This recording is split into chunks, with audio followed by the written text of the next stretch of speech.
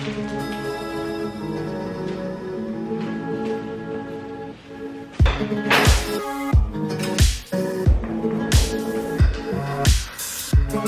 is Saturday. We're gonna do some more work on our house.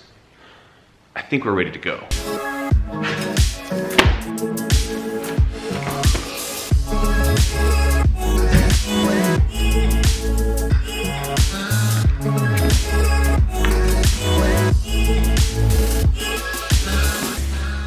Okay, so today is some inside work. It is super smoky outside. Right over there, there's a feedlot over there with some large buildings. Can't see them. It's not even a mile away. It smells so bad outside. It is just disgusting. All right, so when we were building our house, we actually had a really cool option with our builder in that he let us take responsibility for a lot of the project. So the flip side to that is that right now there's some things that are not finished in our house yet, and it's gonna be a while. It's gonna be a process to get these things done. But my biggest fear is these people that, you know, they get a house pretty much built so you can live in it. 10 years later, they still are having like interior finishes missing on their house and stuff like that.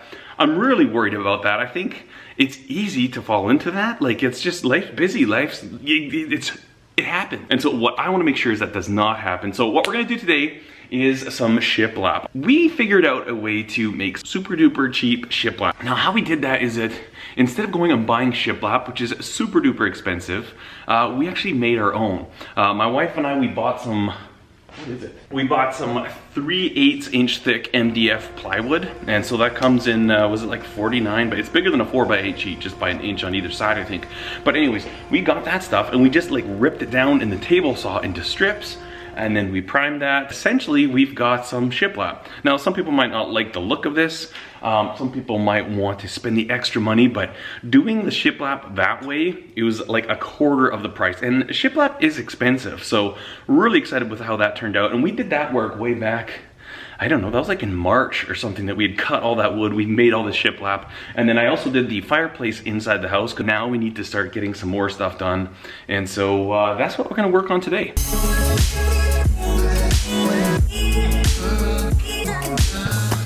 All right, so this is our canvas for today. This here is the wall that I had done previously. You know what? I think this looks pretty good. Now, one kind of cool thing that we had done here is that basically here's our satellite receiver. If we want a DVD player, whatever, we can use that. And here's our television.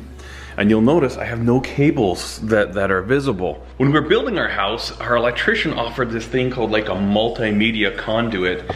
And essentially, it was a little something that went kind of from there, and it was a really large chase that would go up and come out right there. And I was really excited. I'm like, yes, absolutely, that's a brilliant idea. Until he gave us the price, and he wanted $600 to do that. And I'm like, I'm not paying 600 bucks for a piece of conduit that's like 8 feet long. I'm sorry, I'm just not that guy. I thought, you know what am I gonna do? I still want my television right here.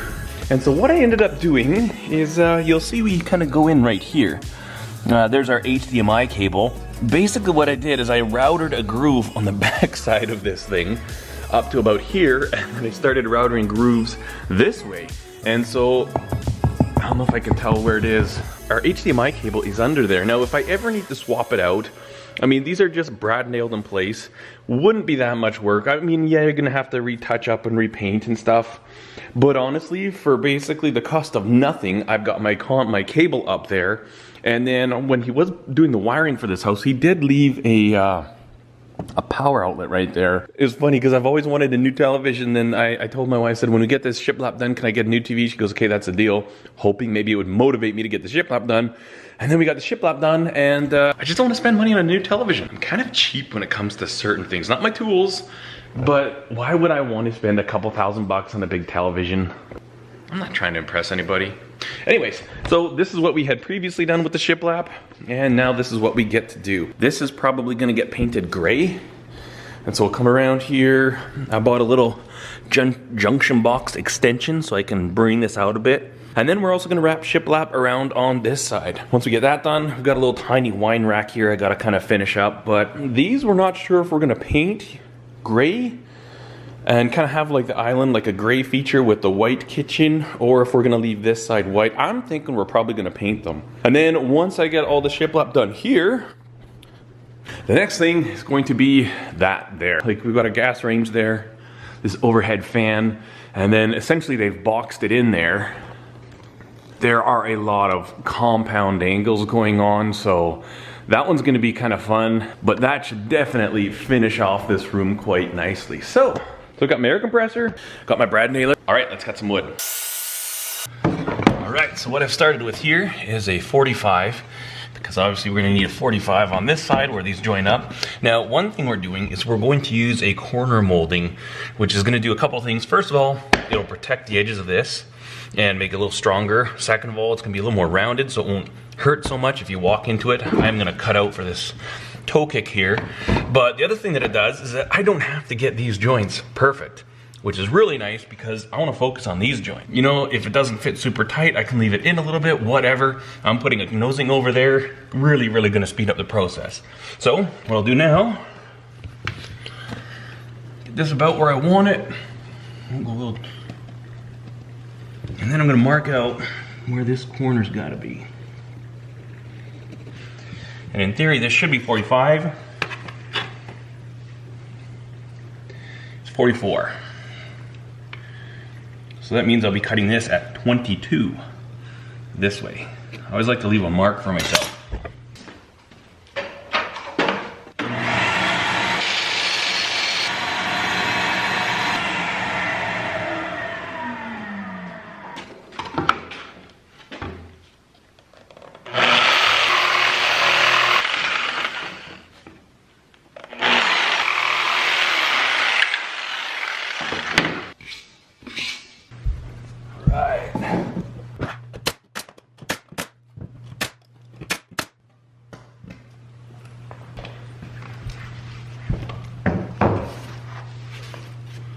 That's a good fit. Happy with that. So we'll hold that right there. And then we'll come mark out this spot right here. And again, I'm just gonna check what we're at. And that is exactly 45. And I want my mark this way. All right, so we've got our first little snafu. Basically, our floor, I don't know what's at a level, I haven't checked the floor yet, but the relationship to that angle up and down is not perfectly square with the floor. I bring that here, see we're on the floor right there, but we've got a gap right there. Now, for me to get rid of that gap, let me show you this. I'm gonna get rid of that gap. It's gonna be like that. But we're too high off the floor there, so what I'm gonna have to do is I'm gonna have to split this difference a bit. Because basically when we space these out, I'm gonna be putting a nickel in here, setting the other ones on top of it, and that's how we determine our spacing. But I don't wanna have to compensate for that angle every single time. I want to get it so that eventually these boards are perfectly at this angle with these cuts right here. So with this one, what I'm going to do is I'm going to compensate a bit. So instead of this resting on the ground, it's going to be up about that high. I'll still need to trim some of this bottom down a bit. And then I'll probably do it on the next one as well. So instead of being just one nickel gap, we'll bring it up a little bit higher. Hopefully once we get these first two done, we can get rid of that gap over these two boards. And from there, we can just put our nickel on here and have perfectly perpendicular lines that will line up with our cut from our saw. So we're kind of compensating a bit right here. Hopefully that the next, 3 or 4 of the last ones will be nice and easy and fast, because I don't want to have to compensate every single cut. That'd be a pain in the butt. And then also we'd end up with a gap up top here, which really doesn't matter because nobody's going to see that, but I'm just going to make up the difference at the bottom here. Now, the way I'm going to make up that gap, because I've got a nice, when I cut it exactly, resting on here, it's perfectly 90 degrees. And I want to get this a little bit like this. I'm just going to put a nickel under here. I don't think this is enough. Maybe we'll try that first. I'm just kind of shimming this up with a nickel, kind of control our gap there. And then we'll do one. Again, if I just barely touch off of here, we'll see how close we get to that line. If we don't do enough, we can move this nickel further that way. and it'll bring this up higher. We'll just do a couple of them, and I've got about an inch on the other end to play with, so I'm good. So let's see what this does. All right, so that seemed to work fairly well. Got a nice tight joint there. A little bit of a gap on the bottom here. Now we'll mark this 90 out, because again, we're putting wood on here. I think this is gonna work good.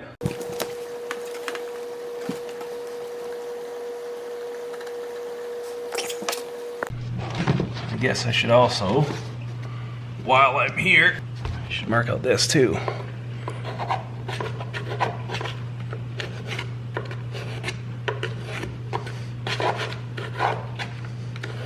So I'll cut my 45, then I'll come in, I'll cut out this for a toe kick.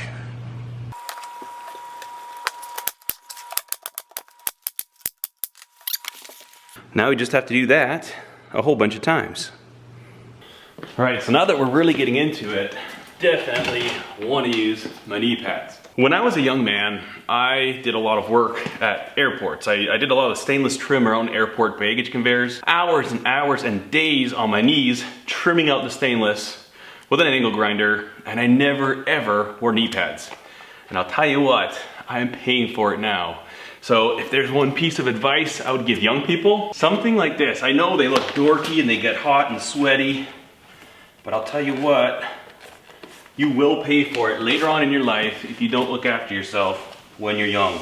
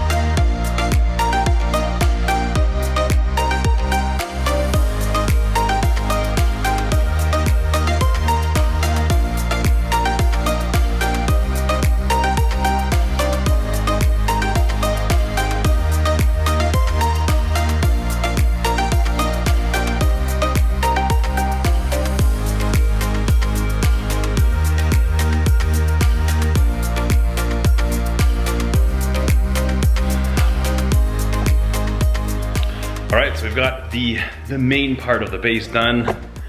Again, we need to fill it in with paint, fill all those holes with wood filler, sand it all down, paint it all up. But I'm pretty happy with that.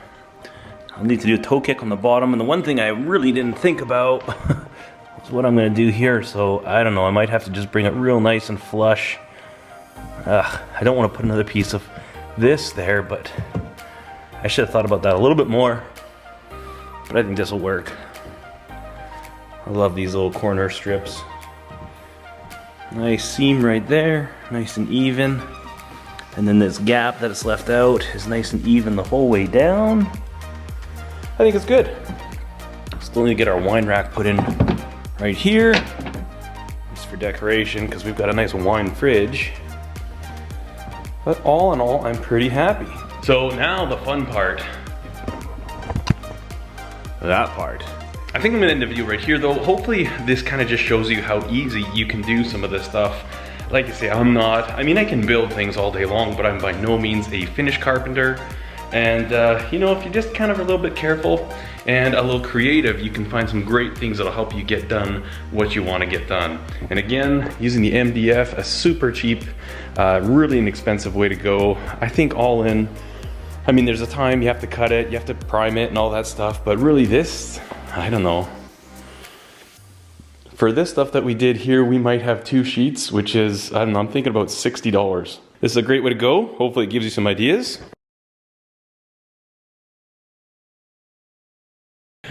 Okay, so here's an update. Now the footage that you just watched and the work that I did, that was probably about a month old. I did all this work, I shot the footage, but I just hadn't got around to editing it yet. So I thought, you know what, I have the footage, I may as well edit it up and share this with you. Since that time, we have done a little bit more work. We've gone ahead and painted the island. We did the gray, and I think it was the right choice. I really like the contrast that the island has to the rest of the kitchen. Things that still need to be done. That electrical cover, I still haven't put that on. Toe kick, we still need to do that. And then our wine rack is not installed yet. We need to get around to that. But we have painted our drawer fronts, and what we had done, like these are all IKEA drawer fronts, and we sanded them down. I forget the type of paint that we'd used, but it actually took really well. My wife did all this, and I think it looks fantastic. Again, just that contrast to the white kind of makes the island stand on its own.